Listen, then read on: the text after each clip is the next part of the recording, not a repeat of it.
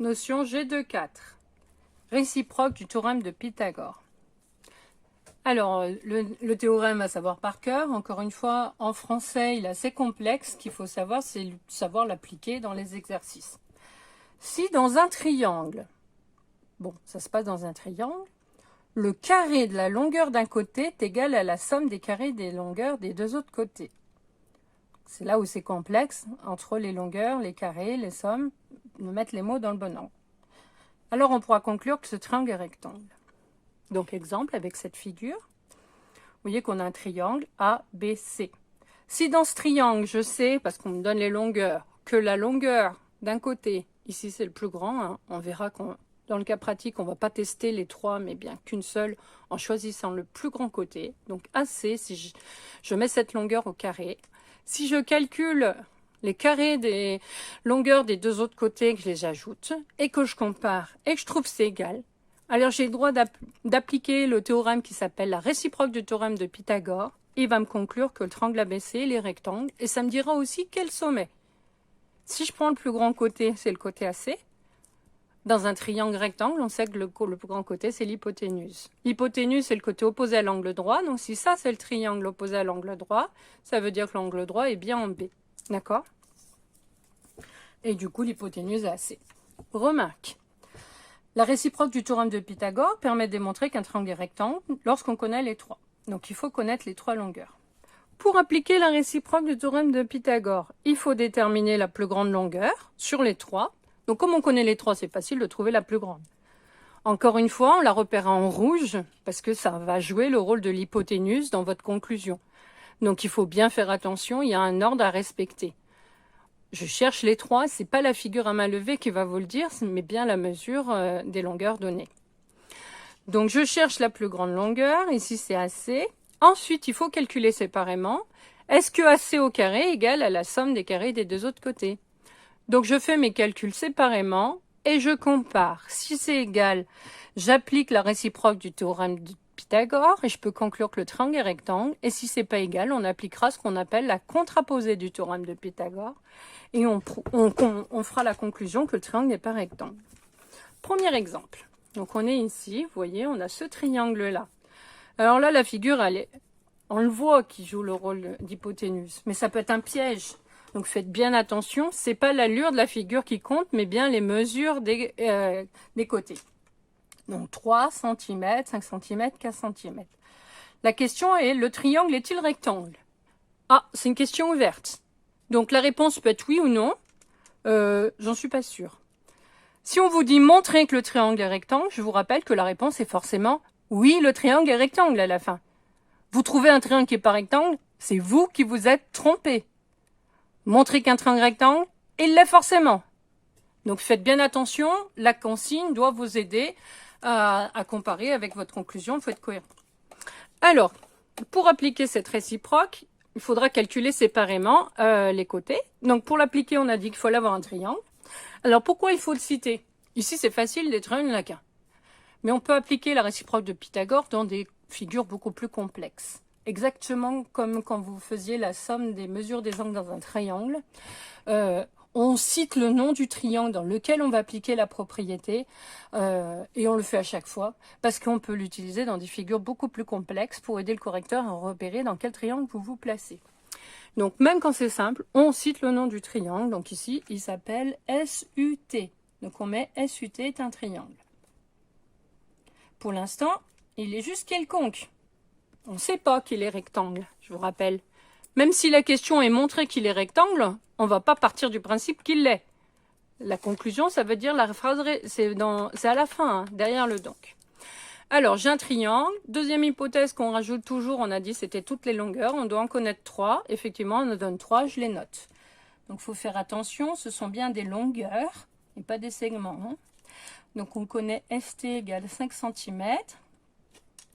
Et UT qui est égal à 4 cm.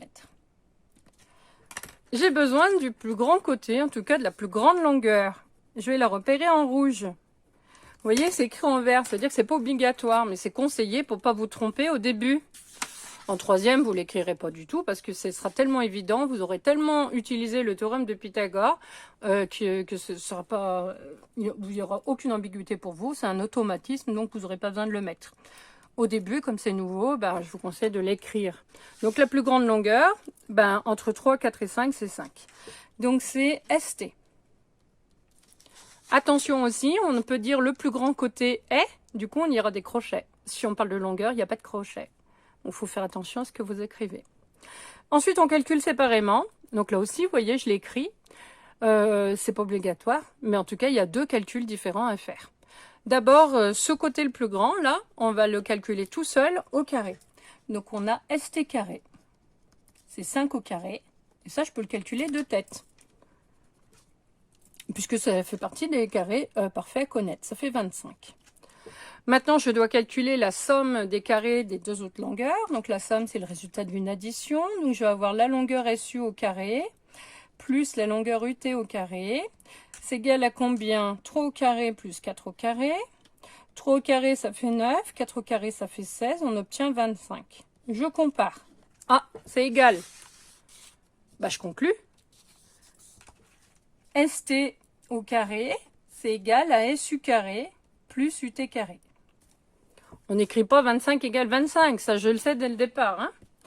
Comme c'est égal, j'ai le droit d'appliquer la réciproque du théorème de Pythagore. Je vous rappelle qu'il y a un mot de logique, c'est parce que c'est égal et que je l'ai montré que j'ai le droit de l'appliquer. Rapport cause-conséquence.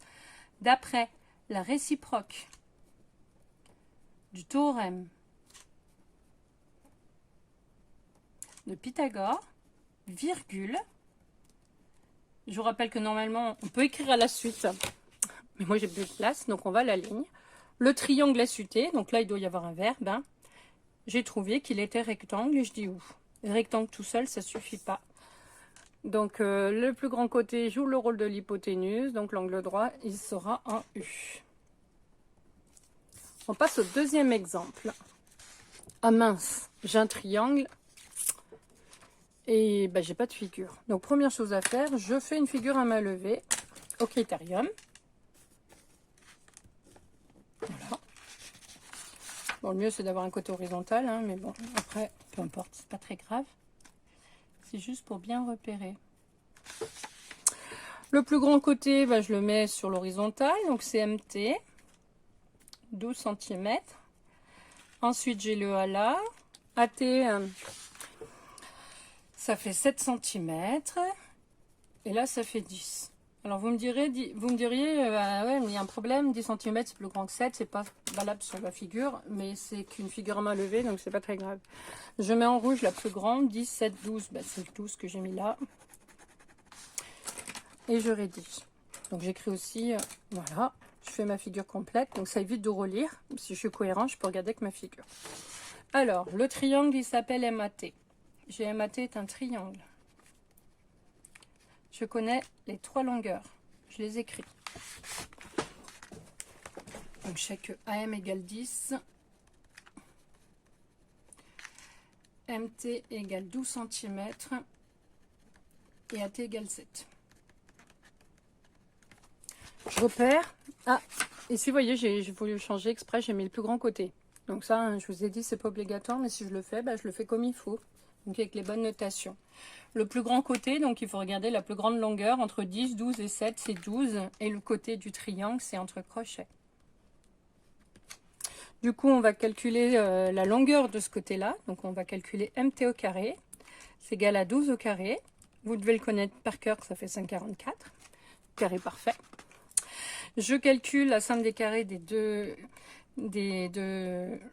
longueurs des 2 autres côtés. Donc on écrit que AM carré plus AT carré, ça fait 10 au carré plus 7 au carré. Ça fait 100 plus 49, ça fait 149. Je compare, 144, 149. Ah, c'est pareil. Donc j'écris que MT carré est différent. Attention aussi dans vos symboles, hein, je vous rappelle que les symboles, puis la 6e, on vous bassine avec. Hein. Quand on fait le symbole n'est pas égal à, la barre, elle se fait dans ce sens. Je n'ai pas le droit de le faire dans l'autre sens. C'est un symbole qui n'existe pas. Donc, il faut faire attention. C'est pas moi qui l'ai choisi. Hein, c'est dans le monde entier qu'on le fait pareil. AM carré plus AT carré. Du coup, on n'utilise pas la réciproque, mais la contraposée, d'après la contraposée.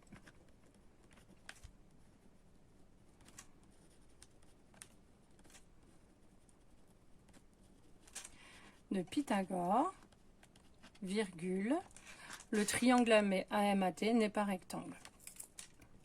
Alors on ne dit pas où, hein, puisqu'il ne l'est pas.